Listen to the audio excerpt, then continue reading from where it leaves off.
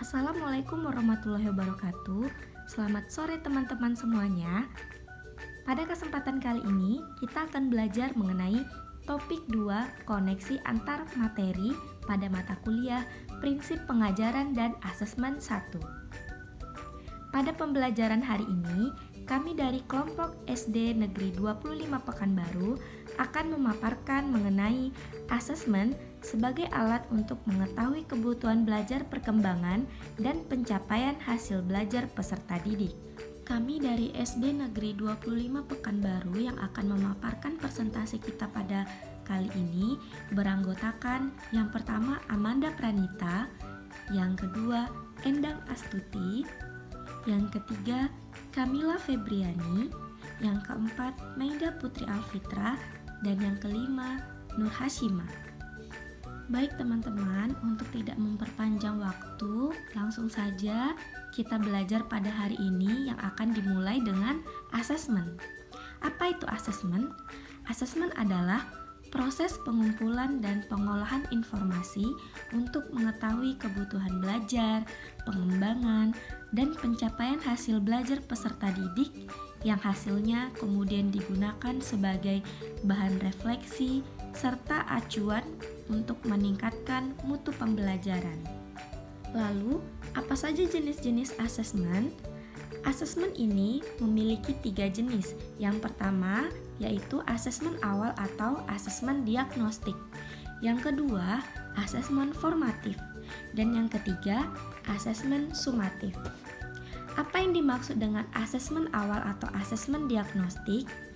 Asesmen diagnostik merupakan asesmen yang dilakukan sebelum memulai proses belajar mengajar, yang dimana asesmen ini digunakan untuk mengetahui kemampuan awal, kekuatan, dan kelemahan yang dimiliki siswa.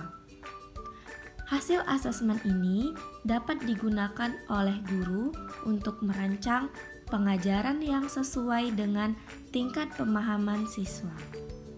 Lalu, asesmen formatif adalah asesmen yang memberikan umpan balik bagi guru dan peserta didik untuk memperbaiki proses pembelajaran. Dan yang ketiga, ada asesmen sumatif. Asesmen sumatif ini digunakan untuk menilai pencapaian tujuan pembelajaran peserta didik yang digunakan sebagai dasar untuk penentuan kenaikan kelas ataupun kelulusan. Berdasarkan fungsinya, asesmen terbagi menjadi 3. Yang pertama, asesmen as learning, yang kedua, asesmen for learning, dan yang ketiga, assessment of learning. Baik teman-teman, kita akan membahas terlebih dahulu mengenai asesmen yang pertama, yaitu assessment as learning. Assessment as learning digunakan untuk melakukan refleksi pada proses pembelajaran. Assessment as learning ini juga berfungsi sebagai asesmen formatif. Assessment as learning lebih melibatkan murid secara aktif dalam kegiatan asesmen. Kemudian yang kedua, assessment for learning. Asesmen ini digunakan untuk perbaikan selama proses pembelajaran. Assessment for learning juga berfungsi sebagai asesmen formatif. Asesmen formatif berorientasi pada proses pembelajaran agar murid mendapatkan umpan balik dari guru dan melakukan perbaikan. Yang ketiga, assessment of learning. Asesmen ini digunakan untuk evaluasi pada akhir proses pembelajaran. Assessment of learning ini berfungsi sebagai asesmen sumatif. Asesmen ini dapat diberikan oleh guru pada akhir lingkup materi atau pada akhir semester. Lalu, bagaimana kaitan asesmen dengan hasil belajar? Asesmen sebagai umpan balik kepada peserta didik untuk capaian yang diperoleh sehingga menimbulkan motivasi untuk perbaikan ke depannya. Lalu, bagaimana kaitan asesmen dengan perkembangan peserta didik? Secara berkala dapat menunjukkan perkembangan kemampuan peserta didik dalam mencapai tujuan pembelajaran. Guru dapat melakukan penyesuaian pembelajaran jika diperlukan. Dan bagaimana kaitan asesmen dengan kebutuhan belajar?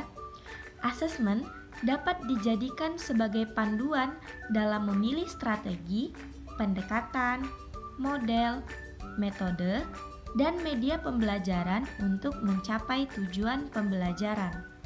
Lalu, kesimpulan yang dapat kita peroleh pada diskusi kali ini yaitu asesmen menjadi suatu cara penting untuk mengukur dan meningkatkan pembelajaran peserta didik.